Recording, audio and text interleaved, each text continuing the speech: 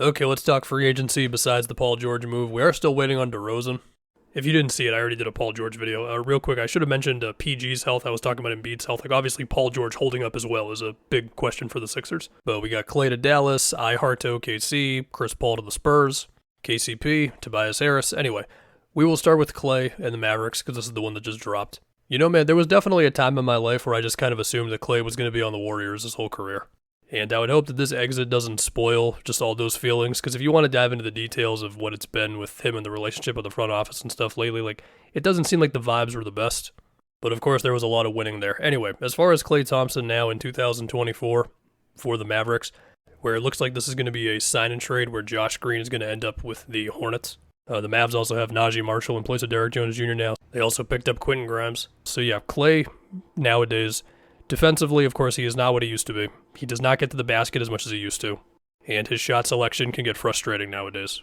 With all that said, he still has a whole lot of gravity. He can move off the ball, relocate, all that really well, and there's still not many guys who can shoot 39% from 3 on 9 attempts a game, or 38.7 if you want to be technical.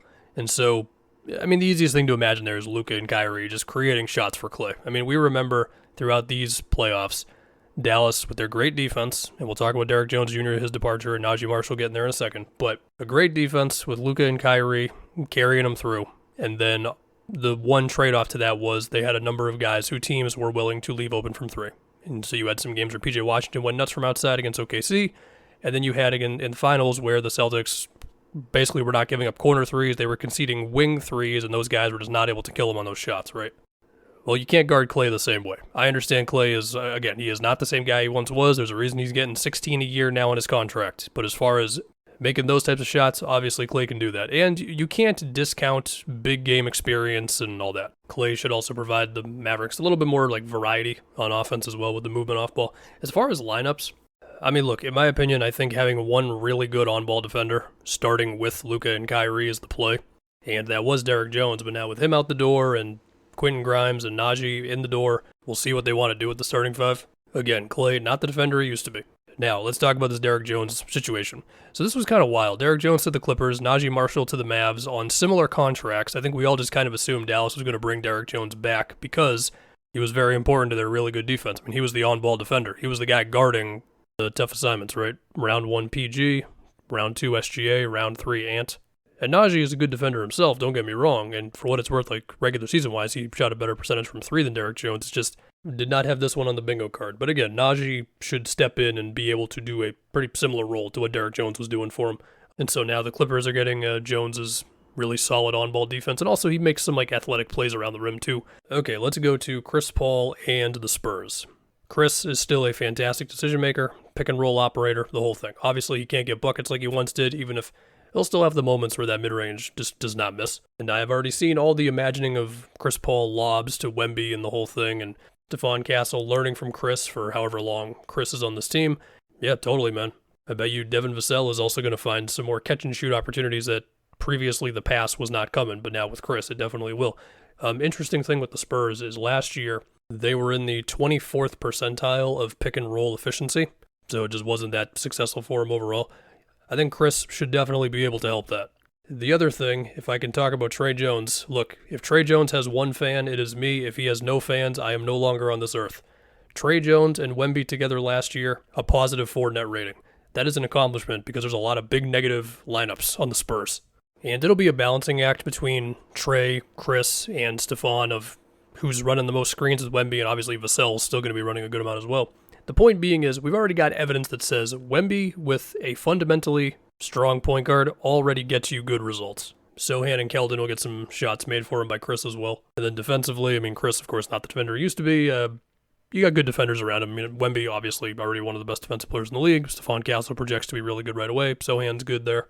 But we'll see how the lineups shake out. Next, we go to Iheart to OKC, leaving the Knicks 3 years, $87 million. So like $29 million a year, pretty much. Yeah, the Knicks could not compete with that. And at a certain point, if you're Iheart, I imagine he loved the hell out of New York. You got to say yes when the money is that much. And OKC looks great. So there's 3 lineups that I picture for OKC. It's Chet at center, it's Iheart at center, and it's Chet and Iheart playing together. We know what the 2 lineups are going to be when neither one of them is playing center. Okay, with Chet, it's going to be spaced out. With Iheart, I mean, we will see like how often they use him as a hub because he's good at that stuff, to where you've got like J-Dub cutting, for example, off of that, or running little DHOs with SGA, where iHeart can then get into his floater that sometimes never misses, and then being a madman on the glass, which, yeah, that was a big thing with OKC. And I must say for myself, I was hesitant to say like OKC is definitely going to go for a big like that. I was, I kept on doing the whole big forward thing. Nope, they definitely went with a center, so okay, I was wrong there. But again, he helps them with their rebounding. I mean, then we think about the iHeart and Chet lineups. I think the easy thing to imagine there is that iHeart would be guarding opposing team centers, and then Chet would be the help defender playing off of whatever blah shooter you're comfortable with him helping off of. I am confident that Chet could do that, and obviously on the other end, Chet's spacing allows you to run like some iHeart screen actions, or you could have Chet screening for SGA or J-Dub, or the OKC's million like guard screens, and you can have iHeart in the dunker spot and Chet space and floor. You can do all that stuff. It's really just a question of how good is that compared to Chet playing center and the matchup problem he can be versus opposing centers and the whole thing. And also how comfortable are SGA and J-Dub and Dort and Isaiah Joe and all them with those differences in lineups, because they love doing the 5-out stuff.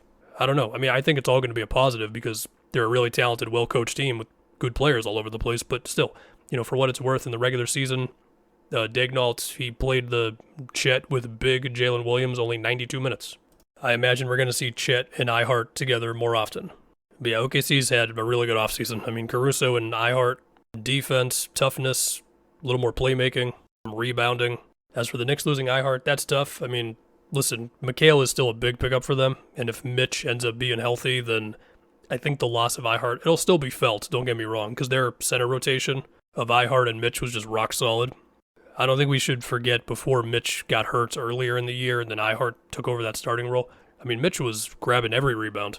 But yeah, we'll see with their center rotation. Now we can go to KCP to the Magic, the Nuggets losing KCP. So one tweet that I have seen from Tony Jones, who works for The Athletic, and he covers the Jazz and the Nuggets, and he's also followed by many prominent basketball accounts on Twitter, which to me is a good sign that you're a reliable source, says that the Nuggets offered in his words, pretty similar offer to what KCP got from the Magic. Don't know the details, take that for what you will. Calvin Booth had an unnecessary statement like 2 weeks ago where he said, if KCP leaves, we'll be fine. And it's like, even if you genuinely believe that, don't say it out loud, man. Maybe that didn't actually matter, I don't know. But for Denver, they lost a guy who fit in beautifully with what they were doing, and defensively, they lost one of the better perimeter defenders in the league. Sure, they got some young guys. They got Watson. They got Strother. Christian Brown could step in and probably be the starting 2-guard next year, unless they end up doing something else. But it's still not as good as just having KCP and then those guys behind him. Now, don't get me wrong. I think the Nuggets, you can still firmly put them in the contenders tier for next season. But this is just how it goes sometimes, man, where they make the Gordon trade, they look amazing, and then they miss 2 chances at it because of Murray's injury, and then you lose Bruce Brown, you lose KCP. Like, it's just tough to keep this stuff just rock solid for a long time. So, obviously, KCP can step in and he can fit into an already great Magic defense where he's most likely taking Gary Harris's role in the starting 5. The perimeter defense is tough as hell between him and Suggs. The size on the back line with Wendell, Paolo, and Franz is good.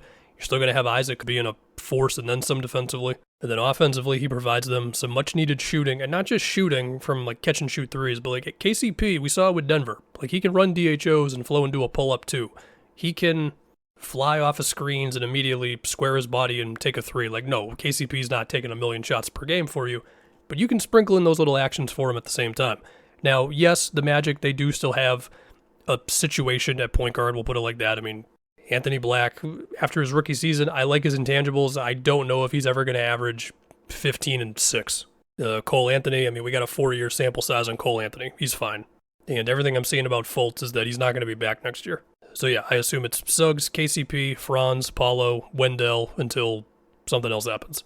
Next up, Tobias to the Pistons. Tobias did it again, man. This dude's career earnings are wild. I know Sixers fans are throwing a parade because he's no longer on their team. I know why the Pistons did this, okay? They've got cap space to spend. They need NBA-level talent. Tobias can shoot. However, Tobias is not the most willing three-point shooter. I mean, he's basically averaged a touch below 4 threes attempted per game in the last 4 years, playing over 30 minutes a night. So I wouldn't say that he's the exact guy they need, even if, again, he will help them just off of being an okay enough 17-point scorer. And the contract's 2 years, so that's not killing you or anything. And they maxed out Cade, which I don't think anybody was surprised by. Besides that, we got re-signings or we got smaller moves. We've got Tatum getting the biggest contract in NBA history, Derek White coming back, 4 years, 129, or 125, my bad. Yes to both. As far as the NBA champion Boston Celtics ownership group looking to sell the team, I appreciated that they locked up the entire team first in new contracts before doing that. We've also got Valanciunas to the Wizards, and I do think if Sarr does not want to be dealing with all the physical stuff of being a center, then Valanciunas is the perfect guy to take on all of that. As for the Pelicans center situation, well, we're just kind of waiting. DeLon Wright to the Bucks is good, solid perimeter defender for him. DeAnthony Melton to the Warriors, it's another solid move. And, oh yeah, I forgot, the Kings, a day after they draft Devin Carter, Davion Mitchell is now in Canada. So that was some.